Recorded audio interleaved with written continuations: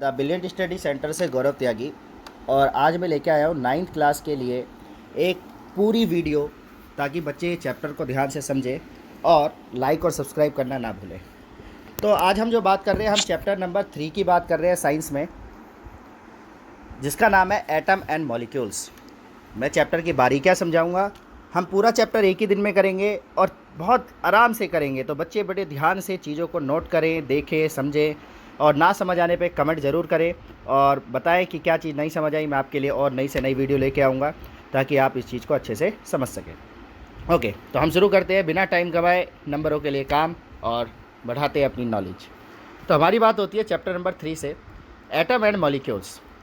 तो atom and molecules होते क्या हैं? तो इस चीज़ को अगर हम समझें कि भैया एटम और मॉलिक्यूल्स क्या होते हैं, तो जो छोटे से छोटे पार्टिकल्स होते हैं किसी भी ऑब्जेक्ट के, उसे हम एटम्स कहते हैं। तो यहाँ पे हम चलते हैं कि चैप्टर में होगा क्या क्या, कि हमें चैप्टर में क्या क्या पढ़ना है। तो सबसे पहले पढ़ने हैं कुछ लॉ।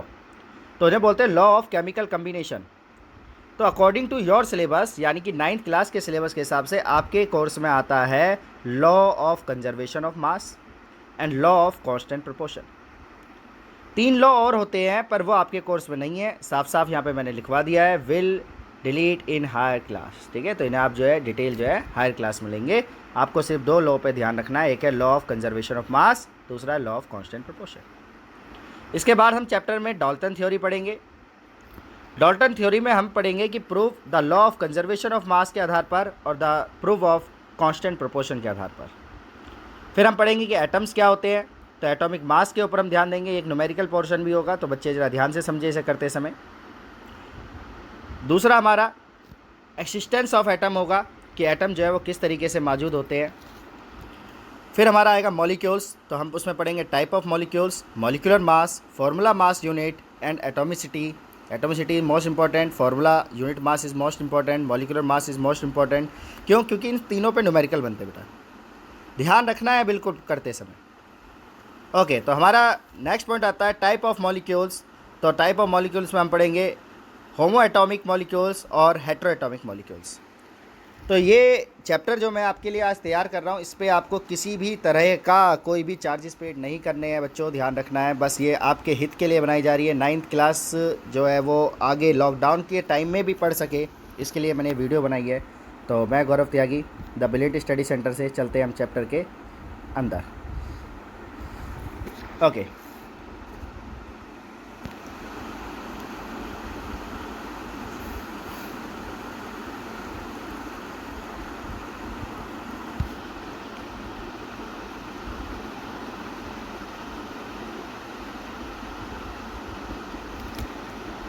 तो हमारी बात शुरू होती है, यहाँ पे एक टॉपिक और है हमारा आयन्स। तो आयन भी हम जरूर पढ़ेंगे। आयन में होता है सिंपल आयन, कंपाउंड आयन। जिसके बाद आएगा हमारा mall concept is a most important अगन। मॉल कॉन्सेप्ट न्यूमेरिकल आएंगे भाई, ध्यान रखना है। ओके, तो हमारी बात होती है लॉ ऑफ केमिकल कम्बिनेशन, कि लॉ ऑफ केमिकल कम्बिनेशन क्या है। तो the chemical reaction between 2 or more substance give rise to product is govern by certain law. यानी केमिकल कम्बिनेशन 2 या 2 से ज़्यादा मिले हुए उन सब्सटेंसों या उन प्रोडक्ट को दिखाता है जिस पे उनके अंदर रिएक्शंस होती है। तो वो रिएक्शंस किस बेस पे होती है, उसी को हम लॉ ऑफ केमिकल कम्बिनेशन कहते हैं। तो जैसे मैंने आपको स्टार्टिंग में बताया, आपके लिए लॉ ऑफ केमिकल कम्बिनेशन में केवल 2 लॉ आपको ध्यान रखने हैं। पहला law of conservation of mass, law of conservation of mass. तो law of conservation of mass होता क्या है, पहले बात करेंगे इसकी डिफाइन की। तो law of conservation of mass होता है कि mass can neither be created और नॉर डिस्ट्रॉय। ना तो मास को क्रिएट किया जा सकता है, ना डिस्ट्रॉय किया जा सकता है। In a chemical reaction this is law can be understood in the following way. यानी कि ना तो आप किसी भी मेथड से, हाँ जी, किसी भी केमिकल मेथड से ना तो इसको क्रिएट कर सकते हैं और ना ही इसे डिस्ट्रॉय कर सकते हैं। तो during a chemical reaction total mass of reactant will be equal to total mass of product. यानी कि मिलाए गए प्रोडक्ट, और छोटी सी प्रॉब्लम हुई थी, अब सॉल्व है। तो हम यहीं से शुरू करते हैं दोबारा बच्चों। तो हमारी बात हो रही थी law of conservation of mass. तो law of conservation of mass के अकॉर्डिंग हम बात करते हैं कि mass can neither be created और नॉर आ डिस्ट्रॉय, यानी किसी भी केमिकल रिएक्शन के द्वारा हम मास को ना तो क्रिएट कर सकते हैं ना डिस्ट्रॉय कर सकते हैं।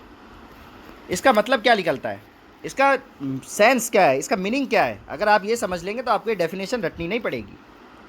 तो इसका सेंस ये होता है कि during a chemical reaction the total mass of reactant will be equal to the total mass of product, यानी कि अगर आप दो या दो से ज़्यादा रिएक्टेंट को मिलाते हैं और आपके पास जो टोटल प्रोडक्ट निकल के आएगा वो इक्वल होगा।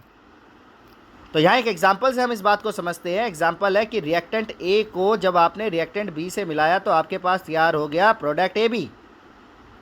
तो जब आपके पास प्रोडक्ट ए बी तैयार हो गया तो हम कह सकते हैं रिएक्टेंट बिल्कुल इक्वल है किसके, प्रोडक्ट के। तो एक और एग्जांपल देखते हैं। मान लीजिए आपने लिया मास ऑफ ए फिर लिया मास ऑफ बी, तो आप देखेंगे तो mass A B are equal to A and B. Clear है? तो यहाँ पे एक एग्जांपल लेते हैं नीचे, जैसे मैंने वाटर का एग्जांपल लिया है तो यहाँ पे लिखा 2H2 प्लस O2 यानी ऑक्सीजन। ओके, तो आप देखेंगे ये बन जाएगा 2H2O। इनका मास निकालते हैं इन अ ग्राम, तो 2 जो आगे हाइड्रोजन के है मल्टीप्लाई बाय 2, तो ये हो गया 4 ग्राम। क्लियर? ऑक्सीजन का एटॉमिक नंबर 16 होता है बच्चों, तो 16 मल्टीप्लाई 2 तो कितना हो गया 32। तो आप कहोगे सर यहाँ पे तो एटॉमिक नंबर है ही नहीं, आपने क्या करा? भाई एटॉमिक नंबर था, वो था 1, तो 1 को जब 2 से मल्टीप्लाई करा तो 2 ही आया। तो अब आप क्या करेंगे, अब आप अपोजिट साइड पे देखेंगे, तो वहाँ पे देखिए तो आप देखेंगे हाइड्रोजन के 2 और ऑक्सीजन के, तो हमने क्या काम करा, ऑक्सीजन का 16 और हाइड्रोजन के 2 को ऐड कर दिया और मल्टीप्लाई बाय 2, क्योंकि जो बाहर वाला 2 है वो दोनों के लिए है, हमेशा याद रखना है। जो ये बाहर 2 लगाया गया है ये दोनों के लिए है बच्चों। तो ये कितना आया 32 ग्राम। क्लियर है ये? तो आप यहाँ पे साफ साफ देख रहे हैं कि रिएक्टेंट और प्रोडक्ट आर इक्वल। तो आगे चलते हैं बच्चों, एक एग्जांपल और देखते हैं। इंपॉर्टेंट एग्जांपल है, ध्यान रखना है। In a reaction 5.3 gram of the sodium carbonate reactant with the 6 gram of the ethanoic acid. अगर क्वेश्चन समझ आए तो लाइक करना ना भूले, अपना प्यार जरूर दिखाए बच्चों। आपके लिए और अच्छी वीडियो बना के लेके आऊँगा मैं। सभी सब्जेक्टों की तैयार कर रहे हैं हम धीरे धीरे करके, और ज़रूर अपलोड करेंगे, आप लाइक ज़रूर करें। तो क्वेश्चन है हमारा, in a reaction 5.3 gram of the sodium carbonate reactant with the 6 gram of the ethanoic acid, the product were 2.2 gram of carbon dioxide and 0.9 gram of water and 8.2 gram of the sodium ethanoate. Show the case of observe all the agreement with law of conservation of mass। तो इनका कहना है कि भाई जितना भी आपने बताया उसको एक लॉ के अनुसार दिखाइए। तो हमने क्या काम करा, यहाँ पे देखिए sodium carbonate plus ethanoic acid, यानी सोडियम कार्बोनेट और एथोनिक एसिड को जोड़ेंगे तो क्या बनेगा, sodium ethanoate plus carbon dioxide plus water. Clear? तो आपकी जो सोडियम कार्बोनेट वाली साइड है उसे रिएक्टेंट बोला जाएगा और जो सोडियम एथोनाइट वाली साइड है उसे प्रोडक्ट बोला जाएगा। तो according this law conservation of mass. तो बच्चों हमारी बात यहाँ पर छूटी है कि इन्हें ऐड कर दीजिए। तो इन्हें ऐड कैसे करेंगे कि 5.3 gram plus 6.0 gram equal to 8.2 gram plus 2.2 gram plus 0.9 gram. तो आप क्या करिए, अपनी कॉपी में 5.3 के नीचे 6.0 रखिए और ऐड कर दीजिए। आप देखेंगे आएगा 11.3 ग्राम। ओके, क्या आएगा बच्चों, 11.3 ग्राम। अगर ये 11.3 ग्राम आया तो इसी तरीके से आपको करना क्या है, अपोजिट साइड भी ऐड करनी है। जब आप अपोजिट साइड ऐड करेंगे तो आप देखेंगे कि जैसा आपने लिया 8.2, फिर उसके नीचे लिया 2.2, उसके नीचे लिया 0.9 और इन्हें ऐड करेंगे आप। तो 9, 10, 11, 12, 13 का 3 कैरी 1, तो 8, 9, 10, 11, तो कितना आया 11.3। तो दोनों साइड इक्वल हो गई, left hand side right hand side. तो इसका मतलब लॉ ऑफ कंजर्वेशन ऑफ मास इसके ऊपर लगता है। तो आपको अब ये याद रहेगा हमेशा कि लॉ ऑफ कंजर्वेशन मास वो होता है जिसके अंदर दोनों साइड, जी हाँ, लेफ्ट हैंड साइड और राइट हैंड साइड दोनों इक्वल होती हैं। क्लियर? Very good. तो बच्चों हमेशा ये याद रखना है कि कोई भी चीज़ मुश्किल नहीं होती, मुश्किलों से लड़ने वालों की ही जीत होती है। तो बहुत सिंपल सी कैलकुलेशन है और इस कैलकुलेशन को समझते हुए हम पहुंचते हैं अपने अगले टॉपिक पे। तो हमारा अगला टॉपिक क्या है? तो हमारा अगला टॉपिक है लॉ ऑफ कंजर्वेशन और law of constant proportion. Sorry, याद रखना है क्या है second topic? Law of constant proportion. तो लॉ ऑफ कांस्टेंट प्रोपोर्शन क्या होता है? तो लॉ ऑफ कांस्टेंट प्रोपोर्शन होता है a pure chemical compound always contain the same element combined together in the same proportion by the mass respective of the fact from where the sample has been taken or from which is the produce has it been product। कहना क्या चाहता है? बहुत simple सी बात ये कह रहा है कि अगर आप कोई भी, जी हाँ, कोई भी कंपाउंड ले लेंगे तो आप देखेंगे कि उसके अंदर जितना भी एलिमेंट है वो एक कांस्टेंट प्रोपोर्शन में है। कैसे? एक एग्जांपल लेते हैं बच्चों, समझ आएगा। एग्जांपल लेते हैं, मैंने कहा वाटर ले लो, H2O। तो जैसे हमने H2O लिया और वो कितना लिया? 18 ग्राम वाटर लिया। कितना लिया बच्चों? 18 ग्राम वाटर। तो 18 ग्राम वाटर में कितना ऑक्सीजन और कितना हाइड्रोजन है? तो आप देखेंगे कि इसके अंदर 16 ग्राम ऑक्सीजन और 2 ग्राम हाइड्रोजन है। तो 16 ग्राम ऑक्सीजन और 2 ग्राम हाइड्रोजन का सेंस क्या निकला? तो हम सेंस निकालेंगे इनका मास। तो हम देखते हैं कि हाइड्रोजन और ऑक्सीजन का मास हम निकालेंगे तो 2/16 यानी कि 1/8 आएगा। तो ये पानी तभी तक बना रहेगा जब तक इसका प्रोपोर्शन 1/8 है। अगर ये प्रोपोर्शन चेंज हो जाए तो ये वाटर नहीं बनेगा बच्चों। बिल्कुल, हाँ जी, ये बिल्कुल वाटर नहीं बनेगा, चाहे ये कुछ भी बन जाए। तो कैसे हम चेंज करते हैं यूनिट को? मैंने कहा 18 ग्राम की जगह आप लेते हैं 36 ग्राम। तो 36 ग्राम पानी के लिए हमने देखा भाई हाइड्रोजन का हमारा हो गया 4 और ऑक्सीजन का हो गया हमारे पास 16 दूनी 32। क्लियर? तो इसका जब हमने प्रोपोर्शन निकाला तो ये हो गया 4/32। तो क्या निकल के आया? 1/8। तो दिख रहा है आपको कि हर बार हमारा 1/8 आ रहा है। तो इसका मतलब ये भी वाटर है, बस ग्राम बदल गए, क्वांटिटी बदल गई। क्लियर? Very good. यानी कांस्टेंट प्रोपोर्शन रहता है हमेशा। जब तक कांस्टेंट प्रोपोर्शन रहेगा तब तक आपका कंपाउंड तैयार होता रहेगा। तो अब हमने यहाँ पे 9 ग्राम ऑफ वाटर ले लिया, तो इसके अंदर 8 ग्राम ऑक्सीजन और 1 ग्राम हाइड्रोजन होती है, और यही हम करते आ रहे हैं। देख लो, 1 ग्राम हाइड्रोजन है ऊपर और नीचे 8 ग्राम ऑक्सीजन है। 1 ग्राम हाइड्रोजन है, 8 ग्राम ऑक्सीजन है। तो इसका प्रोपोर्शन में क्या हुआ? 1/8। चाहे आपके पास 9 ग्राम पानी था, चाहे आपके पास 36 ग्राम पानी था, चाहे 18 ग्राम पानी था, पर तीनों का प्रोपोर्शन 1/8 है। क्लियर है बच्चों? प्रोपोर्शन क्या है? 1/8। तो जब तक रेशो 1/8 है जब तक वाटर हमारा बनता रहेगा। जी हाँ, क्लियर हो रहा है? Very good. नोट करें ध्यान से इस चीज़ को। इस एग्जाम्पल से आप लॉ ऑफ कांस्टेंट प्रोपोर्शन को समझ सकते हैं। तो in the different weight water sample were the taken but the ratio of mass, hydrogen mass and oxygen come out to 1/8 in the same, बिल्कुल बिल्कुल same, and the providing the law of constant proportion। तो कभी भी कोई exam आता है तो उसमें हम ये नहीं लिखते हैं, बस हम तो एग्जाम्पल दिखाएंगे और डेफिनेशन लिख देंगे। पूरे मार्क्स मिलेंगे बच्चों, गारंटी मेरी। याद करना बहुत आसान। क्यों आसान? क्योंकि अब आपने एग्जाम्पल समझ लिया है। तो एग्जाम्पल क्या कह रहा है? एग्जाम्पल कह रहा है कोई भी केमिकल कंपाउंड लीजिए, उसके अंदर जितने भी एलिमेंट है वो जब तक एक सर्टेन प्रोपोर्शन में मिलते रहेंगे आपका प्रोडक्ट तैयार होता रहेगा। ओके? तो एग्जाम्पल नीचे दे रखा है, hydrogen and oxygen combined with the ratio 1/8, कि हाइड्रोजन और ऑक्सीजन का रेशो जब तक 1/8 है जब तक ये वाटर बनेगा। क्लियर है बच्चों? Very good. तो हम आगे बढ़ते हैं। तो आपको ये याद रखना है बेटा कि ये पॉइंट ऑफ व्यू बहुत ज़रूरी है, एग्ज़ाम के व्यू से भी और इस चैप्टर के आगे के लिए भी।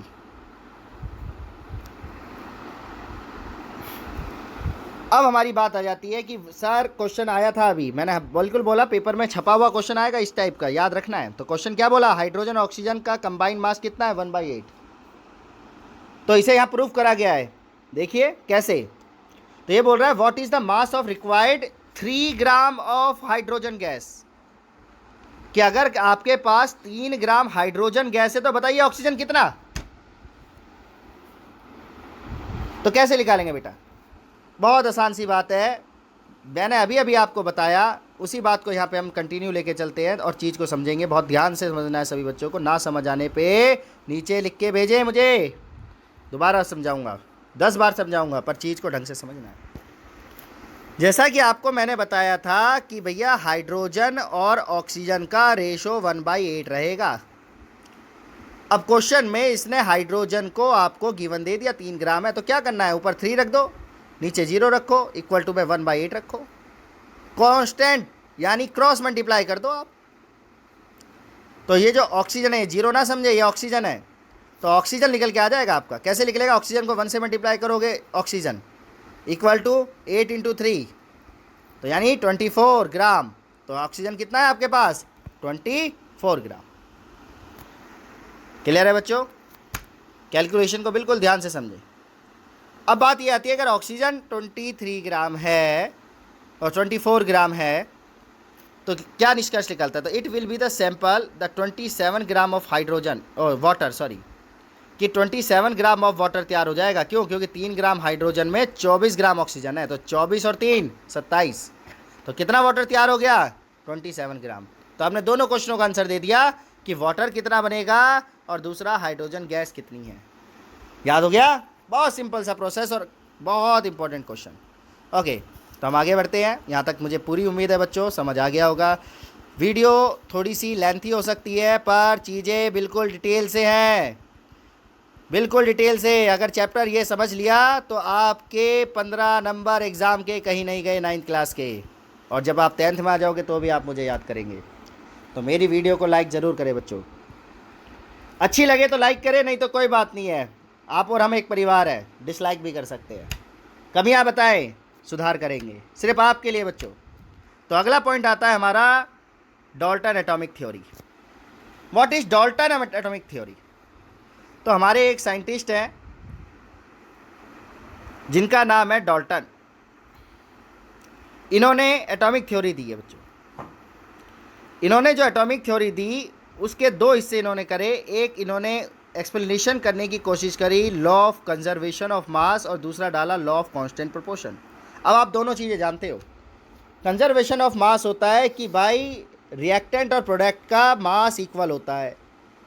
लॉ ऑफ कांस्टेंट प्रोपोर्शन होता है भाई कि किसी भी प्रोडक्ट के अंदर या कंपाउंड के अंदर जितने एलिमेंट है, जब तक वो इक्वल प्रोपोर्शन में मिलते रहेंगे तब तक आपका प्रोडक्ट यानी कंपाउंड तैयार होता रहेगा। पर एग्ज़ाम व्यू से बच्चों जब एटॉमिक थ्योरी पूछ ली जाती है तो आपको वहाँ पे 5 से 6 पॉइंट में से लिखना होता है। तो मैंने बहुत अच्छे पॉइंट चुने हैं, आप इसे देख सकते हैं और याद कर सकते हैं बहुत आसानी से। बुक में ये थोड़े बड़े हैं बच्चों, यहाँ से करेंगे तो आसानी से याद हो जाएंगे। पहला, चलो मैं आपको एक चीज़ नई सिखाता हूँ। हम एक केक बनाते हैं बच्चों, बिल्कुल, हाँ जी, एक केक बनाते हैं और केक का नाम रखेंगे डाल्टन का केक। क्या नाम रखेंगे बच्चों? डाल्टन का केक। बिल्कुल, देखो आंखों में चमक आ गई केक के नाम से, भूख जग गई होगी, कोई बात नहीं है। चलो भूख शांत करते हैं तो मैं केक खिलाएंगे। तो हम यहाँ स्पेस का यूज़ करेंगे, इसमें हम आपको एक केक बना के दिखाते हैं, बहुत बढ़िया सुंदर सा केक, और याद रखेंगे आप डाल्टन एटॉमिक थ्योरी को। बोलता है all matter is made up very tiny particle called atom, कि कोई भी आप मैटर ले लीजिए, कोई भी, ऑल मैटर, कोई भी मैटर ले लीजिए, वो छोटे छोटे टाइनी, छोटे छोटे पार्टिकल से मिलके बनता है, जिसे हम एटम कहते हैं। तो मैं कहता हूँ एक प्लेट ले लीजिए, कुछ ब्रेड के टुकड़े ले लीजिए, तो चाहे आप ब्रेड ले लीजिए, वो सबका नाम का, सॉरी एक कॉल आ गया था बच्चों, डिस्टर्बेंस के लिए सॉरी। हम यहीं से शुरू करते हैं। तो मैंने आपसे बोला कि आप एक ब्रेड ले लीजिए, चाहे आप एक प्लेट ले लीजिए, वो सब किससे बने हुए हैं? छोटे छोटे पार्टिकल से बने हुए हैं, छोटे छोटे, बहुत छोटे छोटे पार्टिकल से। पर बच्चों का क्वेश्चन आ रहा है सर क्या पार्टिकल सेम होंगे? बिल्कुल आपका जवाब मिलेगा, डॉल्टन बाबा ने यही एक थ्योरी में एक्सप्लेन कर दिया कि भैया सेम होंगे या नहीं होंगे। तो देखिए सेकंड पॉइंट बोलता है atom are the individual particles, कि सभी के पार्टिकल्स इंडिविजुअल यानी अलग होते हैं। याद रहेगा, यानी ब्रेड का पार्टिकल और प्लेट का पार्टिकल अलग होगा, सेम नहीं हो सकता। आप कहोगे सर प्लेट खा सकते हैं, नहीं खा सकते भाई। विच कांट बी क्रिएट और डिस्ट्रॉय, इन्हें पैदा भी नहीं किया जा सकता, इन्हें समाप्त भी नहीं किया जा सकता किसी भी केमिकल रिएक्शन से। क्यों नहीं किया जा सकता? क्योंकि इस पर law of conservation of mass create करता है। तो आ गया इसका पहला कि यहाँ पे इसने साफ कह दिया भाई पार्टिकल्स अलग अलग होते हैं, उन पार्टिकल्स को ना तो क्रिएट किया जा सकता है ना डिस्ट्रॉय किया जा सकता है। तो आपका केक बनने वाला है बच्चों, बस पेशेंस रखने हैं। केक बहुत टेस्टी है, हैं? चलो जी इसका मिठास बढ़ाएं। चलो, atom of element have the identical mass and the chemical properties, कि एक टाइप के एलिमेंट में जो मास होगा और जो उसकी केमिकल प्रॉपर्टीज होंगी वो सेम होंगी। तो इसे कैसे समझ सकते हैं? इसे ऐसे समझ सकते हैं, मैंने कहा ब्रेड का एक छोटा सा टुकड़ा ले लीजिए, अब उसे खा के देखिए।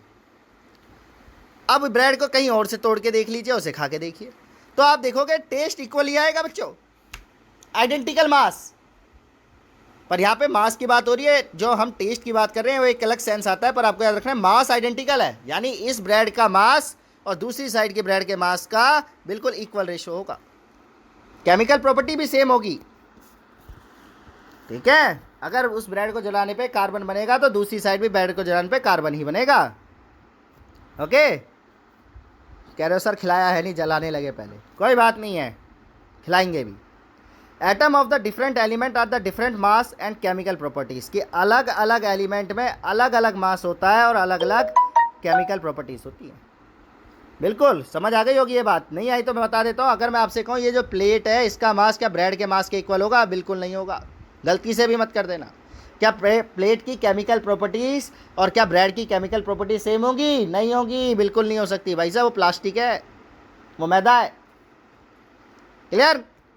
तो atom of the combine in the ratio small whole number to the form of compound, कि जो एटम हम कंबाइन करते हैं वो स्मॉल होल नंबर के आधार पर लिखे जाते हैं। जैसा भी आपने लिखा था H के नीचे 2 लिखा था, याद आ गया आपको? तो उसी को बोलते हैं, ये कौन सा लॉ हो गया? लॉ ऑफ कांस्टेंट प्रोपोर्शन, कि भैया कांस्टेंट प्रोपोर्शन में होना चाहिए। जब तक कांस्टेंट प्रोपोर्शन है जब तक ये केक है, अगर प्रोपोर्शन बदल गया ब्रेड का तो ये केक नहीं रहेगी। क्लियर?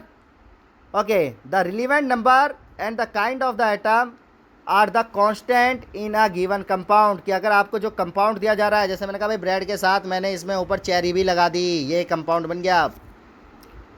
क्लियर? तो ये एक कंपाउंड बन गया और इसका जो रिलेटिव नंबर है, जो एटॉमिक मास है, वो बिल्कुल सेम रहेगा। ये आपको याद रखना है। यही थी आपकी डाल्टन एटॉमिक थ्योरी। डाल्टन ने ये थ्योरी दी बच्चों, और उनका मानना था कि जो हमारा लॉ ऑफ कांस्टेंट कंपोजिशन है और लॉ ऑफ कंजर्वेशन ऑफ मास है, वो इस थ्योरी के द्वारा क्लियर करा। तो इस थ्योरी के बाद हमारा नेक्स्ट पॉइंट आ जाता है आपका एटम। क्या आ जाता है बच्चों? एटम। तो एटम को हम नेक्स्ट वीडियो में लेते हैं, वीडियो ज़्यादा लंबी हो जाएगी, बच्चों को आनंद नहीं रहेगा। तो अब इसका सेकंड पार्ट मैं डाल रहा हूँ, सेकंड पार्ट ज़रूर देखें। सेकंड पार्ट एटम से चलेगा, चैप्टर नंबर 3, और टॉपिक है एटम से। क्लियर है बच्चों? लाइक करना ना भूलें, समझ आ गई डाल्टन थ्योरी तो? ठीक है, थैंक यू।